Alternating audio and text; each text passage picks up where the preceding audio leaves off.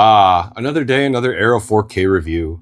To be fair, they are maybe the best physical media boutique label in the game right now, despite some heavy competition. And with their hands deep in Warner Brothers' back catalog, at least for the time being, the time has never been better to get some quality transfers of some classic films on physical media.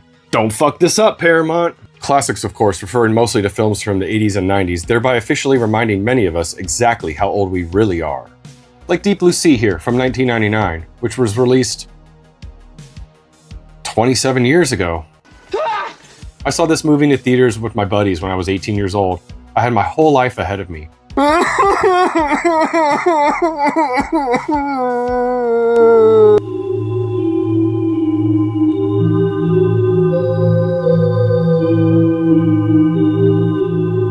Interstellar, Innerspace from 1987 is directed by Joe Dante, the man who gave us such classics as Piranha, The Howling, Gremlins 1 and 2, Explorers, The Burbs, and Matinee, just to name a few.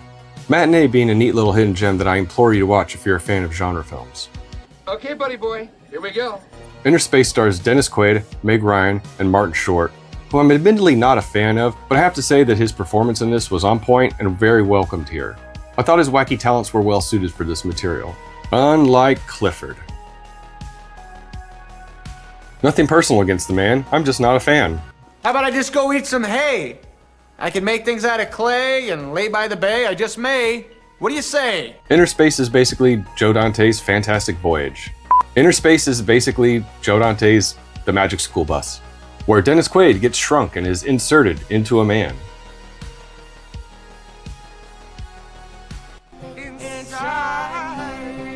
The thing I like most about Joe Dante films is that there's an earnestness to them, a sort of rough around the edges aesthetic that makes them feel, well, friendly, full of love and respect for the art of filmmaking.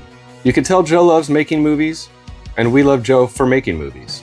Quaid plays Tuck Pendleton, because that name doesn't sound like a 70s name at all. Tuck Pendleton is a cocky pilot who volunteers for a secret experiment to be put in a pod, shrunk, and then injected into a rabbit. A wascally wabbit. Rabbits? Yeah, wabbits. The lab is attacked by people who want to steal the technology, and to stop it from getting into the wrong hands, a scientist injects Tuck into a rando. A hypochondriac named Jack Putter, played by Short. Somebody help me! I'm possessed! The rest of the film is Jack trying to get Tuck out and back to normal size before the pod loses oxygen while trying to outsmart the bad guys, led by Cowboy. Don't knock, just come! Stop him! Played by Robert Picardo from Starfleet Academy. All the while trying to fix Tuck's on-the-rocks relationship with a reporter played by the lovely Meg Ryan.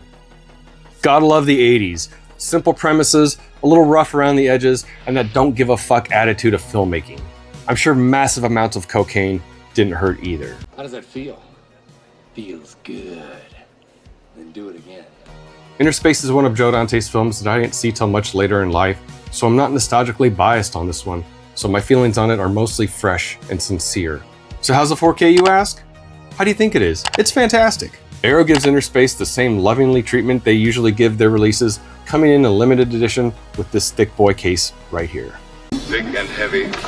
Yes, I've succumbed to buying these limited editions, but only for the films that I just can't wait for the standard editions of. It's probably on account of my life sucking the way it does. Well, there is one thing I do love about these limited editions. The film is presented in Dolby Vision and HDR10 and was restored from the original 35mm camera negative and approved by Joe Dante himself in its original 185:1 aspect ratio with a Dolby Atmos audio track. Dolby Atmos audio track. Yes. Along with a Dolby 2.0 and 4.1 audio tracks, with the 4.1 being from the original 70mm 6-track mix. Innerspace, for lack of a better word, looks spectacular. It's a good one, eh, boys? Innerspace clocks in at an average 96 megabits per second bitrate, giving us a very pleasing and very healthy image with a moderately thick layer of grain that shouldn't bother you if you're a seasoned physical media fan. Overall, fine detail is enhanced over the old crusty Warner Brothers Blu-ray. However, many older films have effects that are usually softer and in this case a little darker in detail, and that's inherent to the original source material. And that's definitely on display here, but I'm never too harsh on elements that are part of the original source, let alone on these older films, and you shouldn't be either. Shadow detail is also vastly improved over the old Warner Brothers disc, and as usual with Arrow, there's nothing egregious about this transfer. Egregious! Unless you're a grain hater, of course.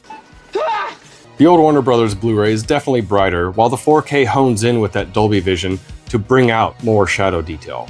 To be honest, that old crusty Blu-ray has a lot of noise that I can't put in a screenshot here, but it's very distracting and very swarmy, especially when compared to the Arrow 4K. Just look at the doctor visit scene at the 9-minute mark and you'll know what I'm talking about. This is still a much more clear and accurate representation of a film that's nearly 40 years old. Mwah!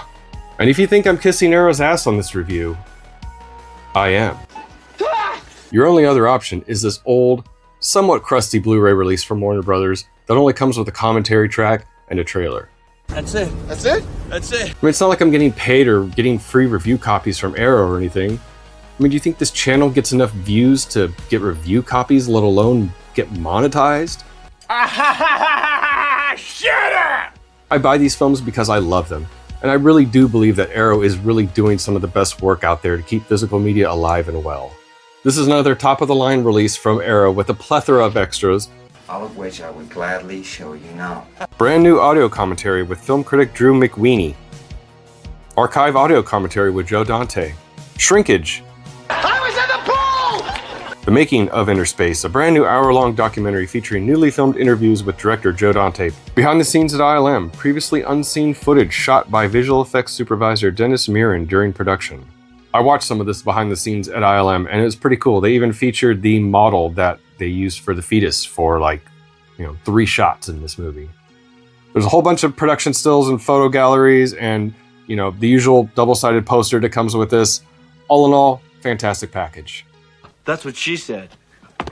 Fantastic voyage. Fantastic! So, is Innerspace worth taking up space on your shelf on 4K? Yes. If you're a fan of Joe Dante or the 80s or sci-fi and comedy genres, you owe it to yourself to pick this one up on 4K.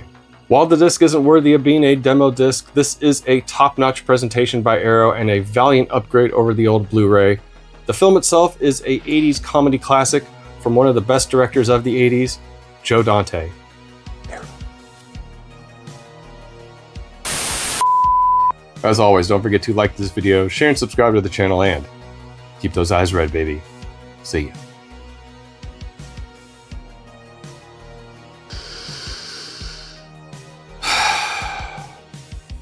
I do love the smell of a good box. Isn't this 4215 pussy way? You bitch! Now, that's just what she said. good Lord, that's a lot of money! Pull the string!